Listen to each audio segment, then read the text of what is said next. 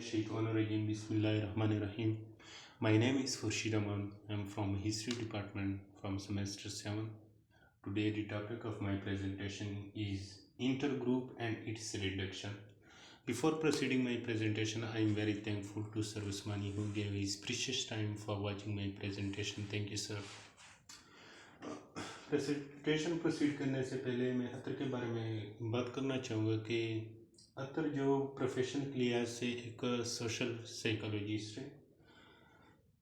Basically वो Israel में पैदा हुए और एक यहूदी है।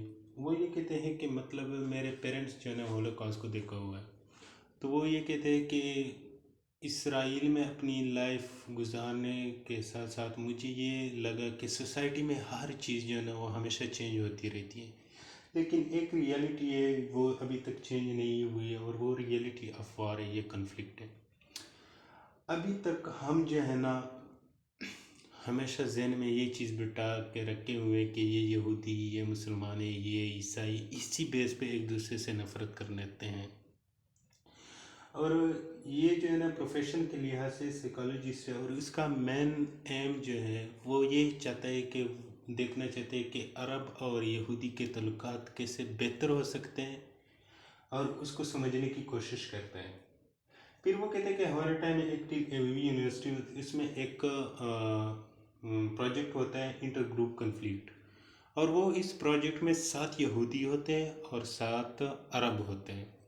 वो दोनों जो है ना मिल के अपने मसाइल पे बात करते हैं और उनके सोल्यूशन को देखते हैं कि इसका सोल्यूशन क्या होगा, इसको बेटर हम किस तरह बना सकते हैं। The origin of conflict between groups, मतलब इंसान जो है ना वो हमेशा जो है ना वो दे आर सोशल एनिमल, और वो 2 ग्रुप्स में डिवाइड हुए। इंटर ग्रुप से मतलब छोटे छोटे ग्रुप हैं, जैसे फैमिली हो, फ्रेंड्स हो गए, तो इंटर ग्रुप छोटे लेवल पर, और एक लार्जर ग्रुप होते हैं जैसे कंट्री आ जाती है, नेशंस आ जाते हैं, तो ये लार्जर ग्रुप हो गए। वो कहते हैं कि इंसान जो है ना वो आज़ाद पैदा हुआ है, लेकिन कहीं ना कहीं वो जो है ना सोसाइटी के चैन में एक दूसरे से जकड़े हुए होते हैं। वो कहते हैं कि सोशल आइडेंटिटी और कन्फ्लिक्ट पे बहुत से फिलोसोफरों ने पहले भी बात की है, जैसे थॉमस हॉब्स, रूसो, इन्होंने बात की है, लेकिन उसका एम है वो मॉडर्न एरा में देखना चाहता है कि यहूदी और जो मुसलमानों या अरब के जो तल्लुकात वो कैसे बेहतर हो सकते हैं। वो कहते हैं कि हमेशा ये कन्फ्लिक्ट आता क्यों है, जब रिसोर्सेज की कंपटीशन लग जाती है। रिसोर्सेज को इसने बहुत ब्रॉड लेवल पे लिया है, और रिसोर्सेज से मतलब वेल्थ भी हो सकता है, जियोग्राफी लोकेशन भी हो सकता है, इसके अलावा जो है ना मुख्तलिफ़ चीज़ें हो सकती हैं। तो इस बिना पर हासिल करने के लिए जो है ना एक दूसरे से क्या करते हैं, कंपटीशन लगाते हैं, और इसी कंपटीशन में एक दूसरे से बेहतर होने के लिए एक दूसरे से नफ़रत करते हैं, एक दूसरे पर से वार करने लग जाते हैं। फिर वो ये बताते हैं कि मतलब हाउ टू रिड्यूस, कि इन चीज़ों को हम किस तरह कम कर सकते हैं। वो इसी चीज़ मुख्तलिफ है। एक शरीफ है वो कहते हैं कि अगर दोनों तरफ से एक जो है ना जॉइंट आर्मी या जॉइंट ग्रुप बनाया जाए और वो रिसोर्सेस को कलेक्टिव तौर पर कलेक्ट करे और फिर डिस्ट्रीब्यूट हो गए, तो फिर कन्फ्लिक्ट नहीं आएगा।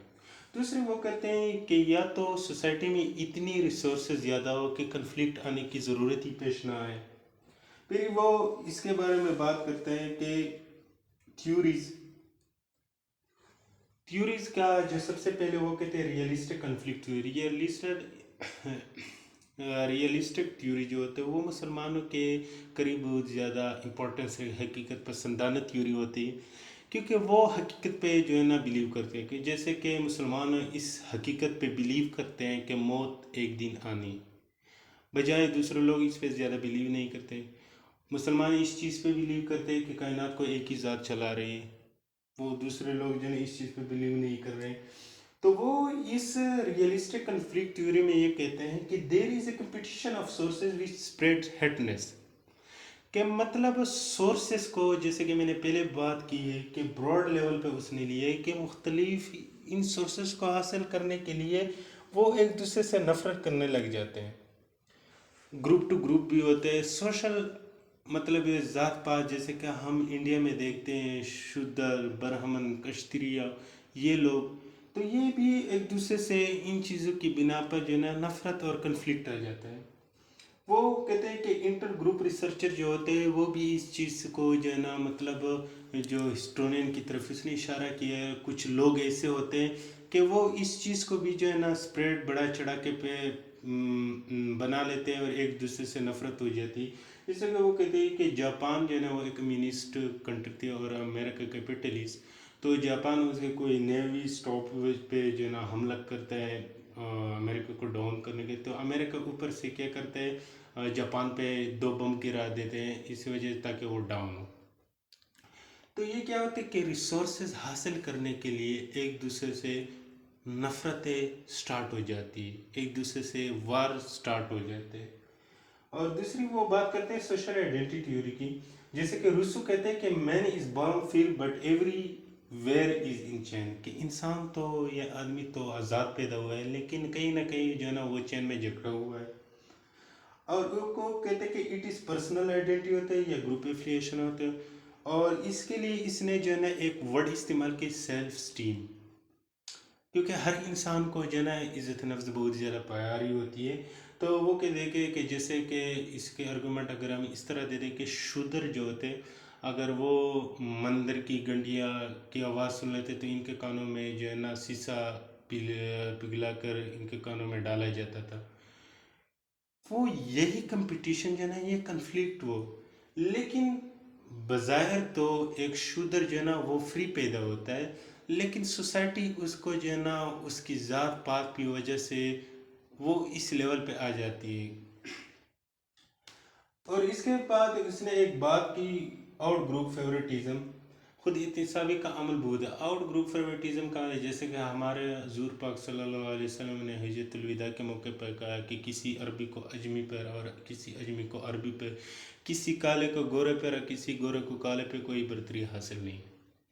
تو وہ یہی بات ادھر سے وہ کرنا چاہتے ہیں کہ کیا مطلب اگر ہم اس چیز سے نکل کر آئے تو یہ کنفلکٹ کا سوال ہی پیدا نہیں ہوتا کہ ہمارے درمیان آ جائے, ریزالو ہو جائیں گے. وہ کہتے ہیں کہ یہ انٹر گروپ بھی ہو سکتے ہیں اور گروپ ٹو گروپ ہو سکتے ہیں. گروپ ٹو گروپ وہ کس طرح بتا رہے ہیں, جیسے کہ مسلمان یہودی ایک دوسرے سے نفرت سٹارٹ کرتے ہیں ان کے مذہب کے بنا پہ, ان کی آئیڈیالوجی ایسی بنی ہوئی وہ خود ایک دوسرے سے نفرت کرتے ہیں. اور انٹر گروپ کی مثال وہ اس طرح دے رہے ہیں کہ یہودی میں بھی 2 ٹائپ کے یہودی ہیں, ایک اسرائیلی یہودی ہوتے ہیں اور دوسرے جو ہے نا عرب یہودی ہوتے ہیں. اور اسرائیلی یہودی جو ہوتے ہیں وہ خود کو ڈومیننٹ شو کرتے ہیں بجائے عربی یہودی پہ. تو وہ یہی چیز کہہ رہے کہ اگر ہم اس فیوریٹزم سے نکل کے آئے, ہر کسی کو ایکول رائٹس ملے, ان کے سکین ان کے سٹیٹس پہ جج نہ کیا جائے, تو یہ کنفلکٹ جو ہوتی ہے یہ ہمیشہ کم ہو سکتی ہے.